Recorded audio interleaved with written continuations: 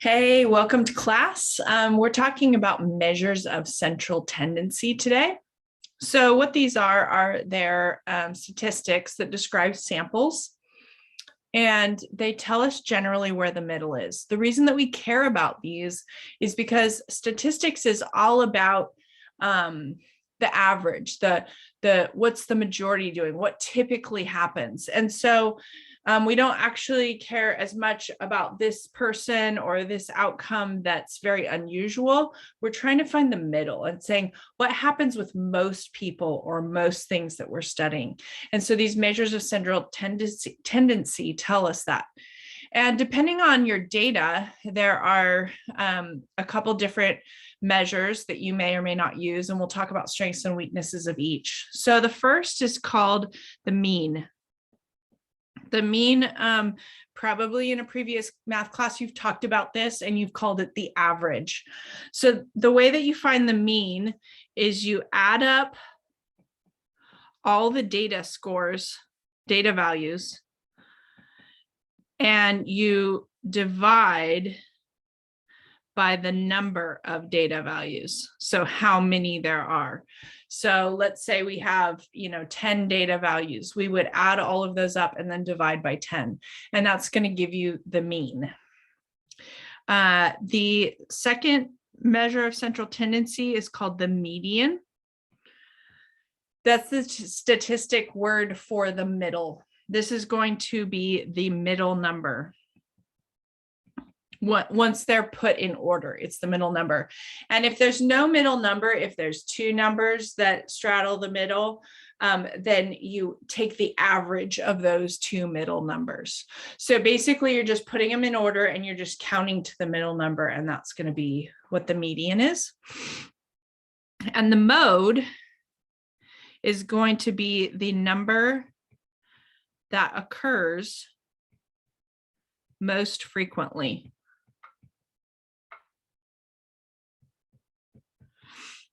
So it is possible that you have more than one mode. So let's take, for example, a data set like 12, 12, 22, 11, 11, 15. Say a simple data set like that. In this situation, I have 12 occurring twice and 11 also occurring twice. And so I would say that the mode is going to be 12 and 11. It's also possible that you have no mode. No mode is if all of the data values occur the same number of times. So if you have a data set and there's no repeats, or maybe everything repeats twice, that would be considered a no mode situation. But a mean and a median you can always find. Those will always be calculable. So let's take a look at a data set and talk about how to calculate these in a fast sort of way. We don't want to spend a lot of time doing the arithmetic. We want to use our technology and our tools to do that for us. So you are going to get out your calculator of choice and you're going to go to your list and you're going to enter this data set. And I will remind you how to do that in a minute. Here it is. It's going to be 25, 22, 12, 30, 15, 19, 20, 27, 29, 30. Okay, just 10 numbers. We'll just keep it small for now. Let me change this. This is a 25. Okay. So if you are on a TI, you're going to go to Stat, Edit, and when your lists come up, you're going to pick one of the lists at probably L1, highlight L1, push clear and the down button. That will clear out your list. And then you're going to go and enter this list below L1. No commas for you on the TIs. Okay, just number, enter, number, enter. On class calc, you're going to come over here and you're going to name your list. I named it A. As you can see, you can name it whatever you want. Equals, make sure that you're using the square brackets So these are the square brackets, tap hold the round parentheses. Okay, A is tap hold 7, and there's your equals, and enter your numbers with a comma in between. Commas right here below the 1. Okay, so once you guys have your lists, then we're ready to calculate the mean, median, and mode. For the class calc, you're going to go over here to stat and push that button, and then you'll see mean, median, mode, and here's range. We talked about that last time. That's the difference between the highest and the lowest value. And then this is going to be your min and max, your smallest value, your biggest value. So you've got all those options. So let's say, for example, I want to know the mean. I'm going to hit mean, and then it's saying what list do you want to find the mean of, because you can have, again, multiple lists on each line going. And so I'm going to say, I'm going to tap hold the 7 so that I try again, tap hold the 7. So I get my A list, and it's coming out that the mean is 22.9. Then I can come down here, next value, and I can hit stat, find the median of A. That's going to be 23.5. Okay, and then the last one that we're going to just mess with today is going to be mode of list A is going to be 30. That's the number that occurs the most. Okay. Now for my TI people, once you enter your list, you're going to go back into the same menu of stat, only now instead of edit, you're going to come over here and highlight calculate. And under that, your first option is called 1var stats. And that's what you're going to choose. You're going to hit enter on that. And then depending on your calculator, it will either kick you back to a home screen where it says 1var stat and a parentheses where it's waiting for you to tell them what list you want and where you're going to enter L1, or it'll come up with a screen that has this list, frequency, list, and calculate. Okay, either way, you're going to put L1 in here. And again, that's going to be your blue button and then the 1 value. So that's going to be second function 1, and that will give you the L1. Don't put anything in this frequency list. That's for a different topic later. And then you're going to hit enter on calculate. And then it's going to give you a huge list of numbers that you can scroll down. It's a lot of data. Okay, so let's pull this apart and talk about notation. Now, for my class calc people, you need to know this notation too. This will come up in the book. So let's come up here and let's write it down up here so that everybody can be watching this part and make sure we're all comfortable with the notation. So the first one is X bar. This notation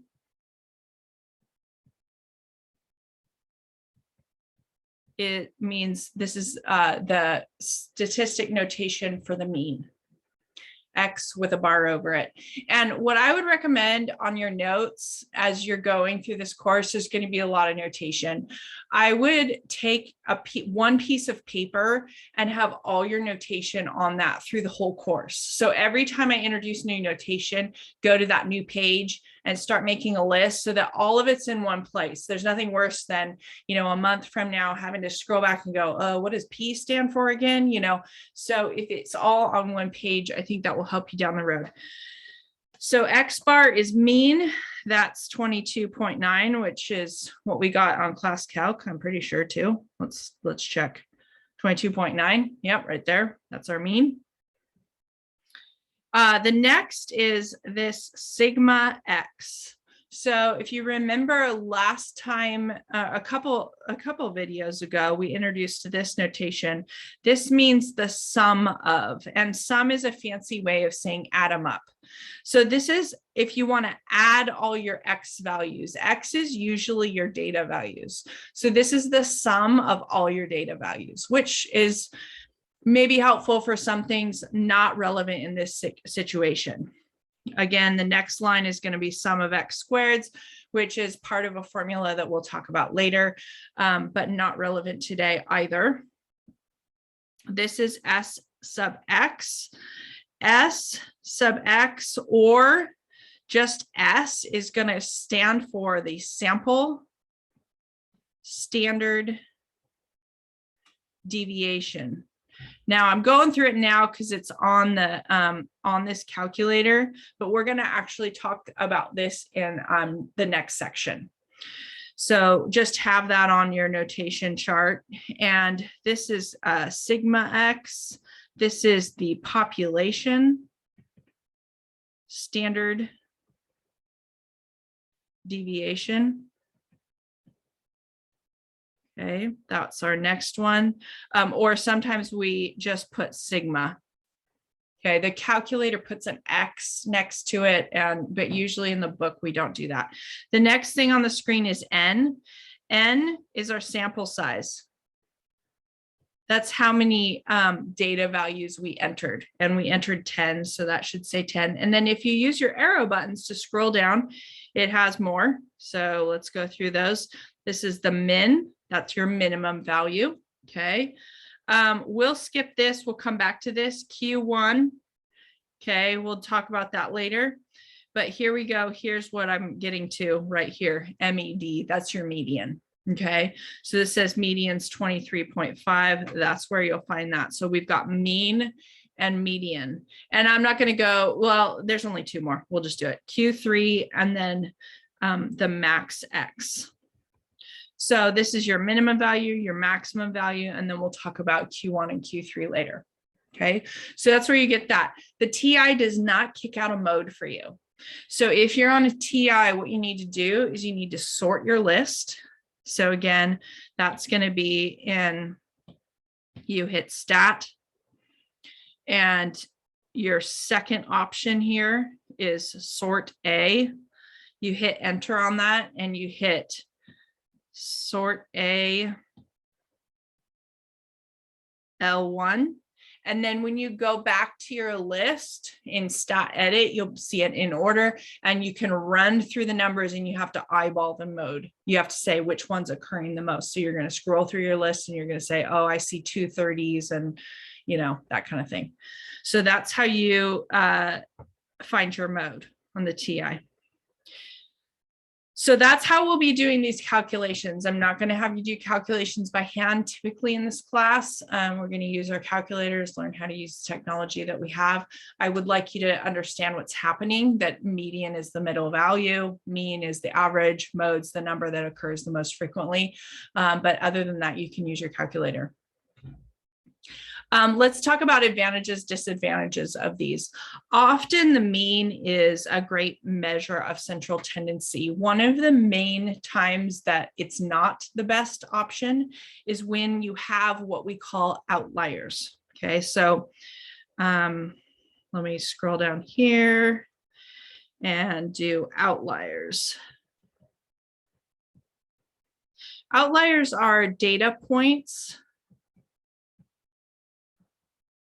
that are not typical. I'm going to say it this way, they're far away from the bulk of the data. Now, when we start talking about standard deviation, we'll talk about what far away means. There's kind of a definition for what does that. But for now, outliers are just data points that are way out here. So for example, if I look at our data set that we entered right here, I'm looking at this. Actually, let me pull this down.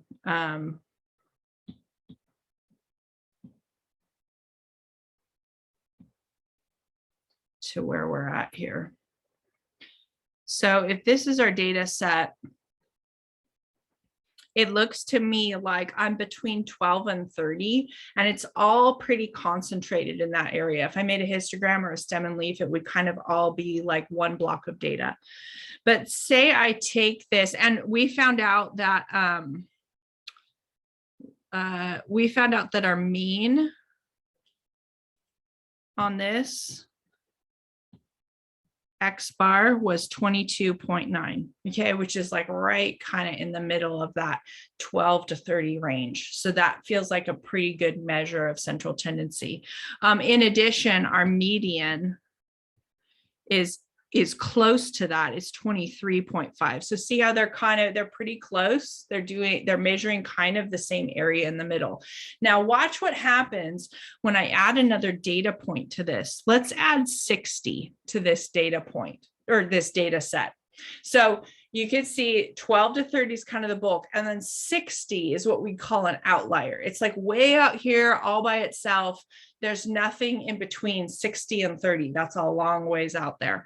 So I'm going to go in to my calculator, and I'm going to add the number 60 to my list. And then I'm going to recalculate the mean. Now this is without the number 60. With 60, my mean is 26.3, let's say.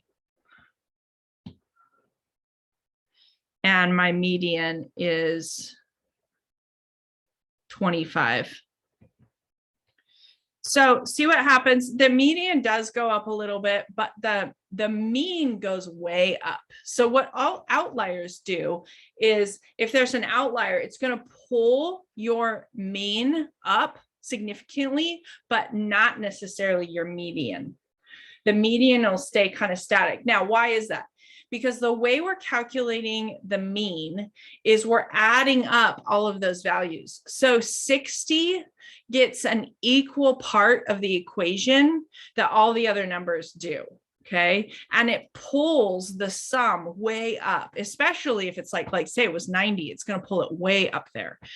Whereas the median is calculated by just finding the middle. So that 60 doesn't really pull its whole weight up. Okay, it's just a placeholder. It's like, well, one on either side, you know, it could be 60 or it could be 31 and it would be the same. If I had instead of 60 put a 31 here, the median would still be 25. So it moves it up a little, but it doesn't matter if it's 31 or if it's 60. But with a mean, the difference between 31 and 60 in my highest value is going to make a huge difference. So all I want you to take away from this is outliers make medians not a good choice. So you kind of look at your data set. If it's all kind of together, then median's great. If not, you know, you want to choose something else. So that's where we'll leave that discussion. So those are our measures of central tendency for now. The other thing that we're going to talk about in this section, I've got two other things.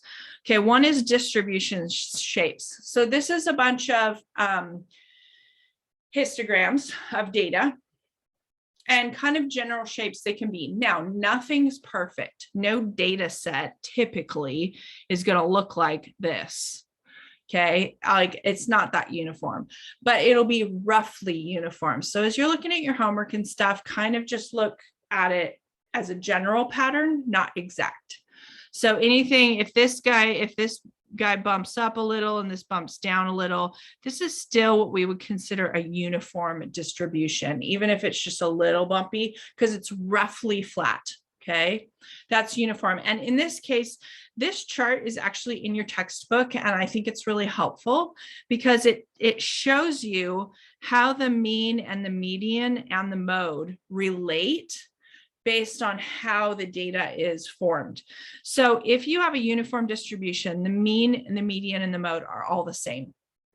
If you have what's called a symmetric distribution, now it doesn't have to be a perfect pyramid. It just has to be the same on the right as the left. So it's like a mirror image. So it could go wonky as long as it goes the same wonky on the other side. That's still a symmetric distribution. Okay.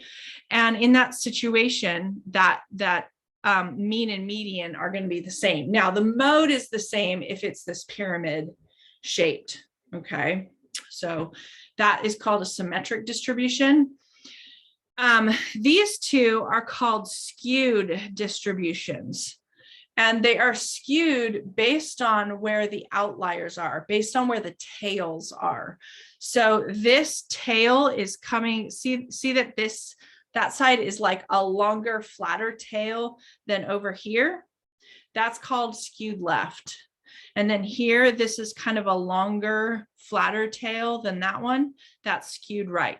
In my brain, that feels backwards, okay? So I look at this and say, because the main bulk of the data is on the right, I feel like this should be a right, skewed right, but that's not how they do the language. So just be aware of that. If you're wired like me, that feels backwards, I realize, but that's how we name it. So it's where the tail is that the name comes from. Left tail, left is skewed left, right tail, skewed right.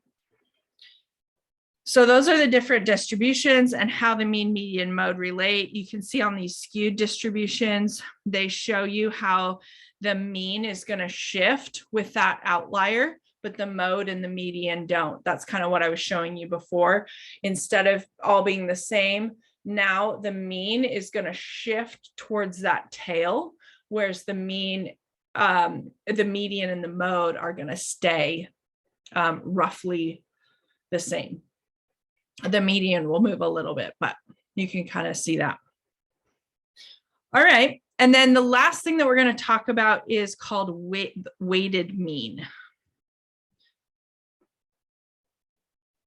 A weighted mean is what a lot of instructors use to calculate your grade. So this is what happens when you're in a class and we say something like 20% of your grade is homework, 20% is quizzes. Let's say 10% is the final, and 50% is your exams. So in some classes, we just say, well, a point's a point. A point on homework's the same as a point on exams. In other classes, we say, well, your test points actually count more towards your grade than your homework. So we want to talk about how to calculate your grade in this scenario. And here's the formula for it. You're going to take your percent in the category and multiply it by the weight in the class. And you're going to do that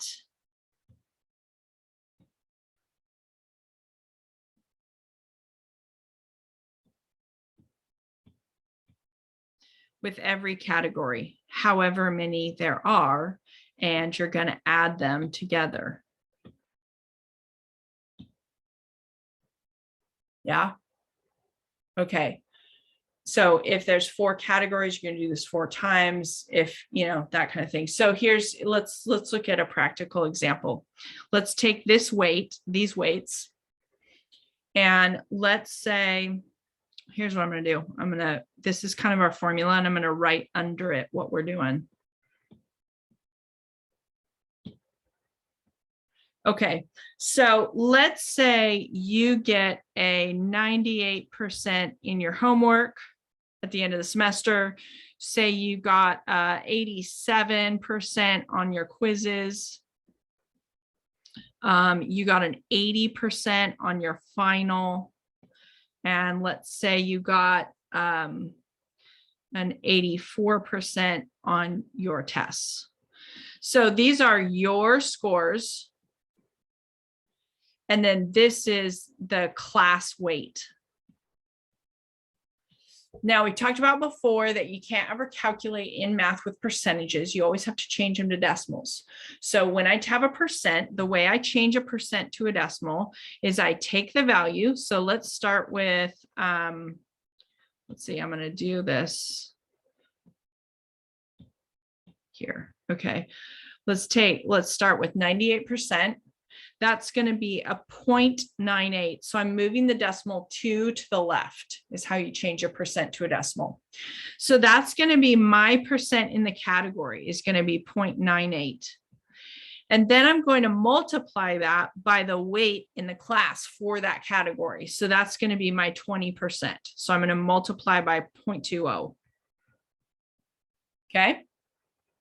Then I'm going to do the next category. So now I'm going to add plus your percent in the next category. So that's going to be my 87% quizzes. So 0.87 times the weight in the class. The quizzes are worth 20%, 0.20.